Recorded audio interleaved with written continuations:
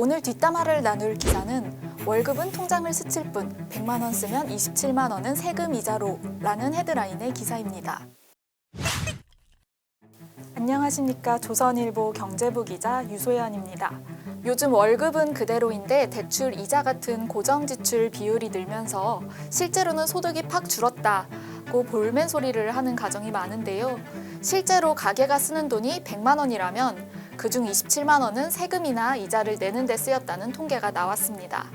통계청에 따르면 작년 가계지출 359만 1,000원에서 비소비 지출이 차지하는 비중이 26.5%로 95만 1,000원입니다.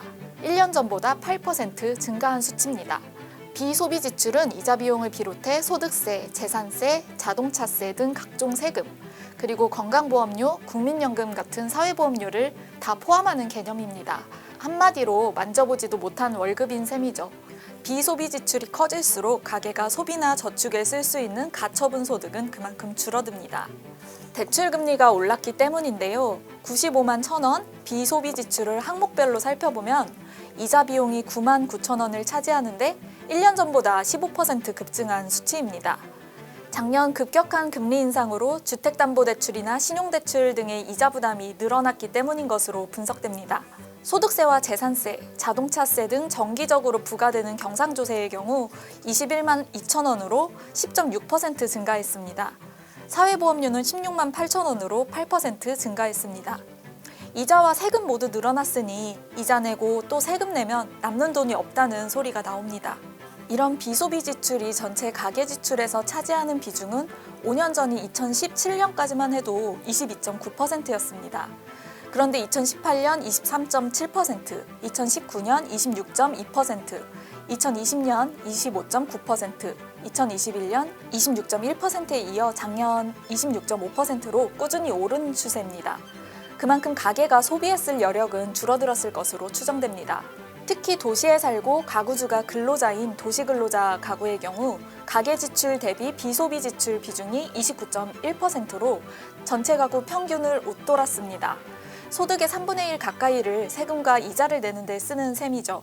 한국은행 자료에 따르면 지난해 가구당 부채는 19년 만에 처음으로 줄어든 것으로 나타났습니다. 작년 말 가구당 부채는 8,652만 원으로 2021년 말 8,755만 원보다 소폭 줄었습니다. 작년 부동산 시장이 침체되고 또 금리가 오르면서 부채가 크게 늘지 않은 영향이 있고요. 또 1인 가구가 급증하면서 부모인 가구 수가 늘어서 가구당 빚이 줄어든 효과가 있습니다. 한 보고서에 따르면 19에서 39세 청년 가구자 80명 중에 1명이 연소득의 3배 이상의 빚을 지고 있는 것으로 나타났습니다. 전반적으로 가구당 빚은 줄어들고 있지만 청년 가구 부채 상황은 더 안 좋아지는 것으로 보이는데요. 부채가 있는 청년 가구만 대상으로 했을 때 평균 부채액은 1억 1,500만 원에 달합니다.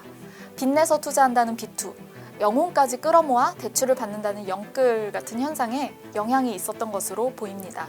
사실 이미 받은 주택담보대출을 한 번에 없애기는 쉽지 않습니다. 가장 직접적인 원인인 대출금리가 조금 잠잠해지는 것을 기대해 볼 수 있겠습니다. 올해 들어서는 금융당국이 은행권에 대출금리 인하를 주문한 만큼 아직 고금리 상황이긴 하지만 자체적으로 금리 인하에 나선 은행들도 보이고 있는데요. 일례로 KB국민은행이 주택담보대출과 전세자금대출, 그리고 신용대출 전체 금리를 내리기로 했습니다. 연간 1,000억 원 이상 이자 경감 효과가 예상됩니다.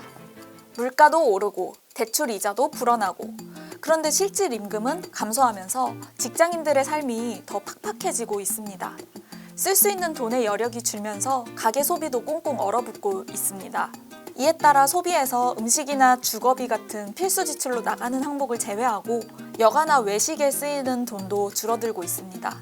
제 주변에서도 술값을 줄여서 학원비에 보탠다든지 취미로 즐기던 골프를 그만두고 등산으로 넘어갔다든지 하는 사람들이 많이 생기고 있습니다. 한때 하고 싶은 거 다 하고 사고 싶은 거 다 사는 삶을 추구하는 욜로, 그리고 플렉스 같은 생활 방식이 유행했는데 이런 트렌드도 시들해질 것으로 보입니다. 지금까지 조선일보 경제부 기자 유소연이었습니다.